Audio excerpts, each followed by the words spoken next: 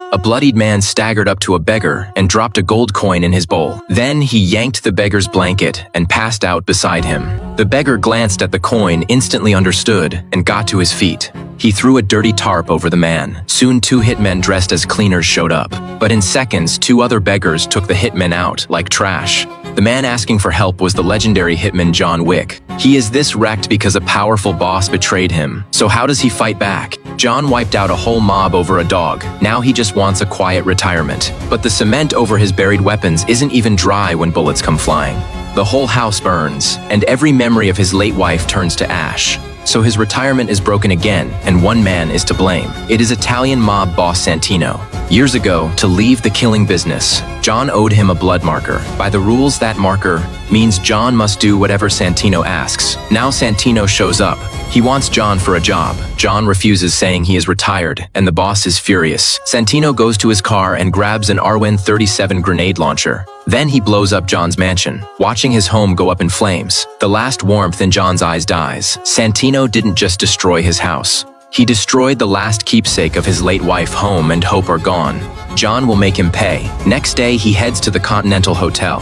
It is a safe zone for killers, no attacks allowed.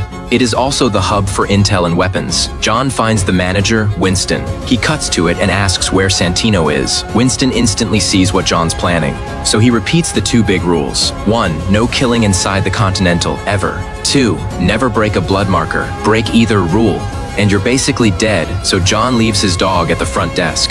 That dog is all he has left. He meets Santino for the job. The answer floors him. Santino wants him to kill someone running. For office in Rome, his own sister, Santino's family sits on the high table. When his father died, the high table seat went to his sister Gianna, not him. Santino wants that seat for himself. After taking the job, John rushes to a bank where his backup weapon case is inside. There is a spare Glock and about 70 gold coins. After gearing up, John doesn't waste a second and flies straight to Rome. He checks into the local Continental, then uses coins to order a custom bulletproof suit. He also buys maps of Gianna's ceremony. The target is a high table member, so John takes no chances with weapons. He picks a mid to long range AR-15 rifle, plus a close quarters beast, a Benelli M4 shotgun, and a sharp switchblade. With everything ready, John reaches the venue and slips into the underground tunnels. He stashes weapons in corners for his escape. Meanwhile, Gianna touches up her makeup. When John appears in her mirror, she isn't surprised. As an old friend, she knows why he is there. Learning her own brother Santino sent him, Gianna just gives a tired, bitter smile. A powerful woman, she has her own pride and dignity. She'll end her life her own way. No begging. She undresses and steps into the bath. Moments later, the water turns red. John says nothing, just watches his old friend go. He just holds her hand tight, a final goodbye to an old friend. For a top hitman, the job's only done if he finishes the target himself. Stepping out, he runs into Gianna's bodyguard, Cassian. John bolts, but bodyguards line every hallway and the gunfire never stops. After dropping the bodyguards, John finally reaches the underground tunnel, but not for long. Santino sent his own men to cut John off. Santino fears word will spread that he killed his sister, shaking his position.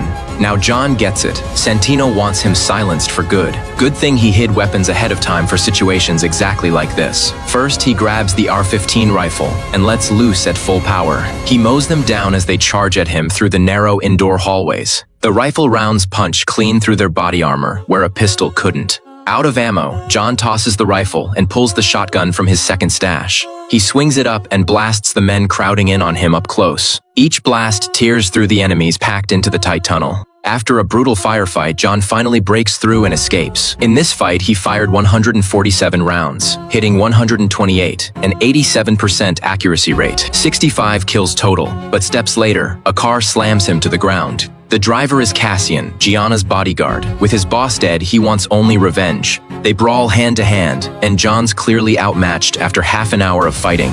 They crash into the Continental Hotel, where the rules force them to stop. The hotel manager talks them down, and over a calm drink they learn. John was forced into killing Gianna. Cassian understands the bind he was in. But with his boss dead, he can't let John walk. Meanwhile, Santino learns the hit failed. He puts out a global hit on John, with a bounty of $7 million. At the same moment, killers hidden among civilians all get the order. These killers could be a sumo wrestler, a waiter, even a street performer. Any ordinary-looking stranger could be a killer in disguise. John, still clueless, lands in New York planning to reach the Continental, then hunt Santino. Just outside the airport, the first hit comes, but his suit is bulletproof. Before the gunman can fire again, John takes him out. These street killers can't match John, but the sheer numbers add up. Bleeding, John drags himself onto the subway, only to find Cassian already there. Once the other riders clear out, Cassian pulls a knife and stabs John's thigh. In the clash, Cassian knocks away John's blade, but John's experience holds. He twists Cassian's knife around and shoves it hard. The blade sinks into Cassian's chest. With Cassian down, John's running on empty, but the killers just keep coming. Beggars lead John to their boss, head of an underground network. They watch every street, train station, and even the sewers across New York. The boss already knows why John came. He wants help finding Santino, but the boss wonders why John's so sure he'll help. Instead of just killing him for the 7 million, John says if Santino lives, once Santino takes his high table seat, he'll clean out all of New York. The boss's whole crew gets wiped out. After thinking, he hands over a Kimber 1911. The gesture means he agrees, but he only gives John 7 bullets, 7 million in bounty, traded for 7 bullets. Soon the boss gives John Santino's hiding spot. Right now, Santino's throwing a fake memorial for his sister, and while he is chatting, he spots John in the crowd, and it kicks off. Out of bullets, John grabs a guard's pistol, checks the mag, keeps going. Fighting and swapping guns, John chases him into the Continental, where Santino fakes calm. He is sure John won't strike inside the Continental. Wrong. John just broke the Continental's one rule: no killing on hotel grounds. John got his dog back from the desk, then returned to his ruined home.